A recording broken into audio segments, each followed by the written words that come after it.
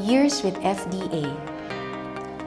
The first part of KDCI's story began some 25 years ago and was intertwined with that another non-government organization, the Foundation for Development Alternatives Incorporated. Founded in 1985, FDA has focused its advocacy and community-based work on the urban poor organizing and capability building, land tenure security, socialized housing, and other household and community development concerns. Isa po ako maging miyembro ng Kasagana-Ka noong panahon pa po ng FDA. Taong 1998. Ano po yung FDA? Foundation for Development Alternative, na isang grupo na tumutulong sa mga nanay na katulad ko. Nabigyan ako ng pagkakataong makasali dito na nung una hindi alam ng asawa ko. Dahil ayaw niya akong payagan na maging sumali sa mga ganitong klase ng organisasyon. Pero ako bilang isang nanay, naghanap ng paraan para makasali at makatulong sa pamilya. Its programs have been implemented in most of Metro Manila's key cities as well as in neighboring urban areas. Not long after launching its community engagements, FDA initiated a livelihood program that would support its organizing and network building activities. After experimenting with various schemes, including social credit, FDA found a model that would focus on small loans and savings, and would target women in areas even outside FDA's areas of operation. By early 2002, the Kasagana-Ka program had reached about 2,000 client beneficiaries and disbursed loans totaling some 25 million pesos. Its repayment rate was reported at 98%. Moreover, it had almost 2 million total funds from the weekly savings contributions of client beneficiaries. In addition to its access to FDA's internal resources, it was preparing to receive a loan of 12 million from Cord Aid, or the Catholic Organization for Relief and Development Aid. By expanding scale of operations of the Kasagana-Ka program, as well as its goal of reaching beyond FDA's target beneficiaries, areas of coverage and program focus evidently required new organizational arrangements. It was time for the program to set its own path outside FDA. Well, inisip ng board noon na magkaroon ng focus sa mga programang ipagkakalob natin sa mga maralitang Pilipino na gusto natin maiangat ang kanilang kalagayan. Gusto natin wakasan ang kanilang kahirapan, magkaroon ng trabaho, sapat na sahod, makabubuhay ng pamilya. Gusto natin makapagtapos sila ng pag-aaral para paghanda sa kanilang kinabukasan. Isa yan sa mga dahilan kung bakit nag-udyok ang board ay magtayo ng isa pang institution separate from FDA. At para din mapalakas yung mga serbisyong pinagkakaloob natin sa kanila. Spinning off. The decision to establish the Kasagana-Ka program as a separate legal entity was made by FDA's board, mindful that this would provide a better setup for enhancing and expanding both FDA's and KDCI's work. Some members of FDA's Board of Trustees constituted KDCI's Board of Incorporators as well as First Board of Trustees. The program's core staff at FDA also became the initial staff members of KDCI, and Kuya June was appointed its first executive director. Until 2005, KDCI shared office facilities with FDA in Don Rafael Street, Don Enrique Heights. In 2006, eventually moved to Aguirre Building along Commonwealth Avenue, while FDA transferred to another Quezon City location. The name Kasagana-Ka signifies KDCI's beginnings and core mission. It was given by Kuya June to FDA's Livelihood Support Program, the called ASEP or Alternative Socio-Economic Program, at a time when he was grappling with its place in the advocacy and organizing work that FDA was carrying out among the mostly landless urban poor. It is an acronym for the Filipino phrase, kabuhayan sa ganap na kasarinlan, which through time continued to define what the program, as well as eventually the organization, seeks for its client beneficiaries. Kasagana-Ka is itself a Filipino phrase of exhortation and suggests being one with others in achieving well-being and development. Sa Kasagana-Ka kasi, mayaman ka man o mahirap, tanggap ka. Dahil sa kagustuhan nilang may maitulong, ang mga katulad kong nanay may maitulong sa pamilya. Hindi niya importante sa kanila kung may tinapos ka o wala. Dahil ang gusto nila, makatulong sa mga tulad kong kababaihan. Habang tumatagal sila, patuloy silang sumasaliksik ng mga dagdag na benepisyo para sa mga nanay. While maintaining its initial small loan and savings program, that is microfinance, as core strategy, KDCI has relentlessly pursued its original intent of being a social development non-government organization that provides multiple services and products that will enable the client beneficiaries to become self-reliant. Women in the urban poor neighborhoods as well as those in resettlement areas in peri-urban locations remain the target client beneficiaries. The creation of vibrant economic and social infrastructures in these communities persists as its major vision and mission. Nagsimula ako ng FDA pa lamang itong Kasagana-Ka. Noon, meron kaming damayan na 2 piso. Pero nakita ni Sir Jude na hindi sasapat sa lahat. Dahil pag nagkasabay-sabay ang namatay, walang maibibigay ang mga sentro. Kaya naisipan niya magtatag ng MBA. Nagsimula ako sa MBA. Naging board kami. Ngayon, ang KDCI pala, nakita nila na kailangan palang may member ang institution na kinabibilangan namin. 2 kami na hinugot at dinala sa KDCI.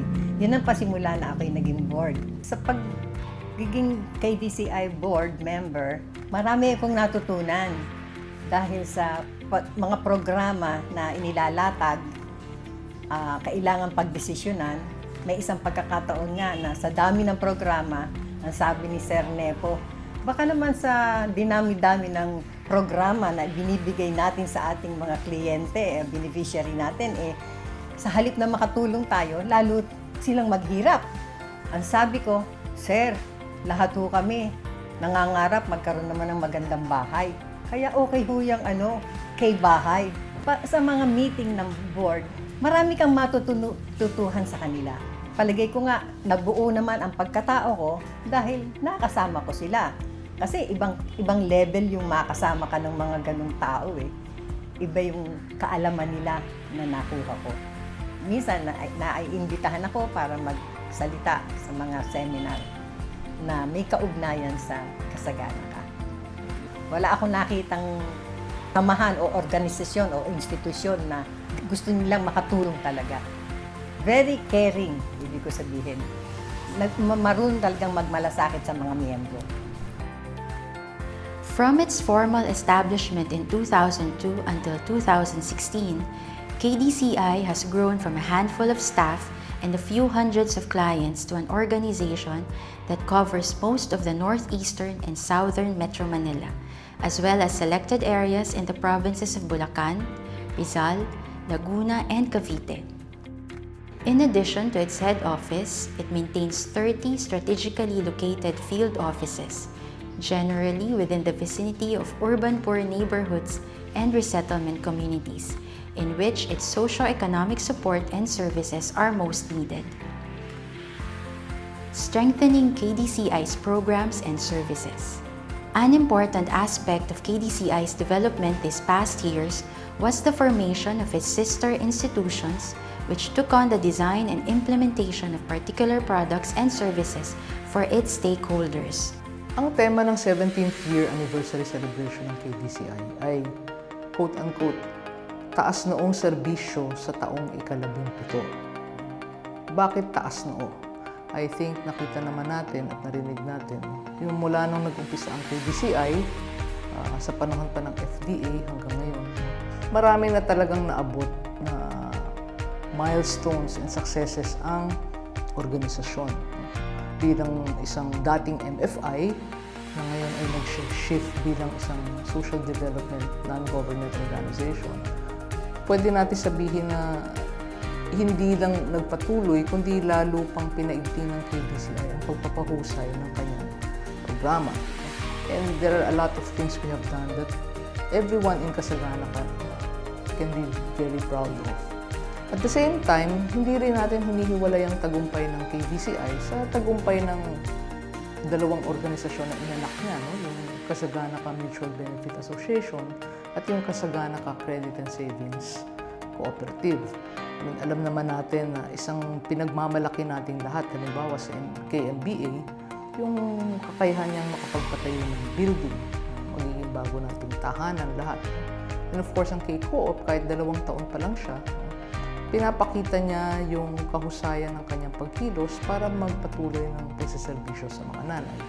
Nandiyan din yung Kasagana-Ka Employer-Employees Provident Fund, no, na isang pamamaraan natin para protektahan din naman yung mga empleyado na nagsisikap, araw-araw ay kumikilos, no, at dugo at pawis ang binubuhos para maabot ng Kasagana-Ka, yung 3 organisasyon, yung mga tagumpay na kakamit niya, no, para maserbisyo na mahusay ang mga nanay.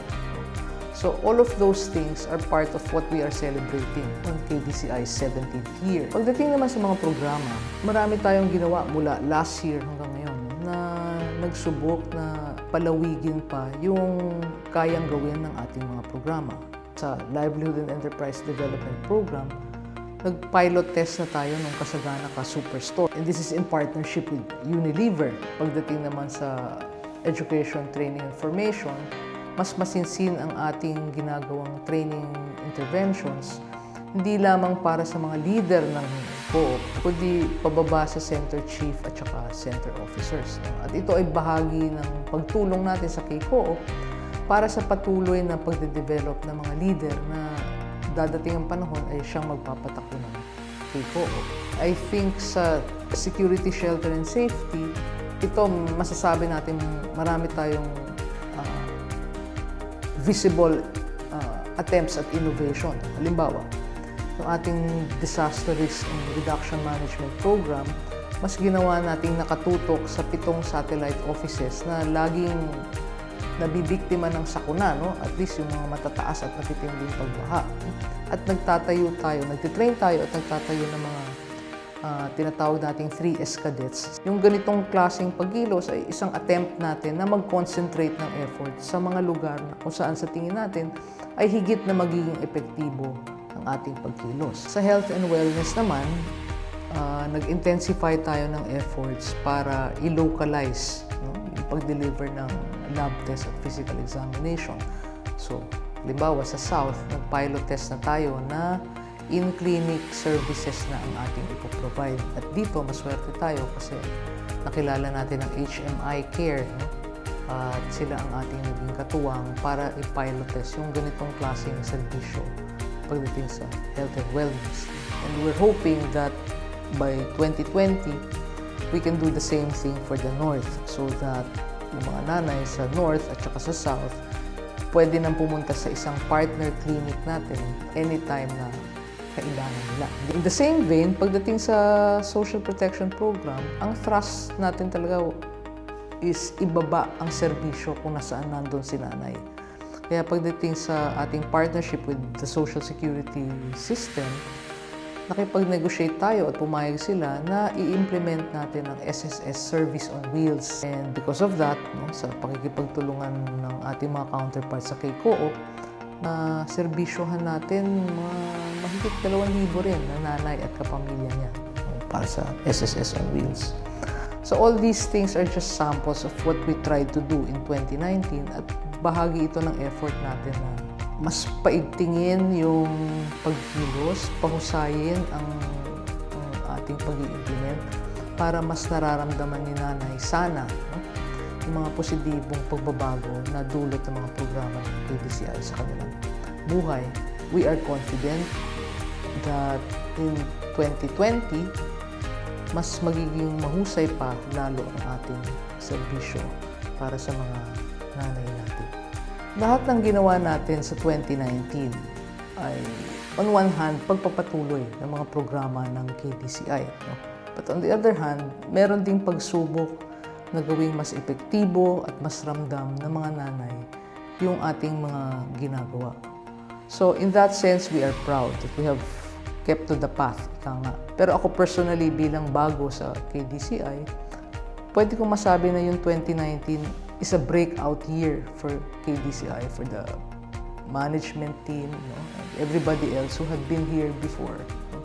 Makikita talaga na may iba yung sigla at may kumbaga, iba yung talino sa pagkilos.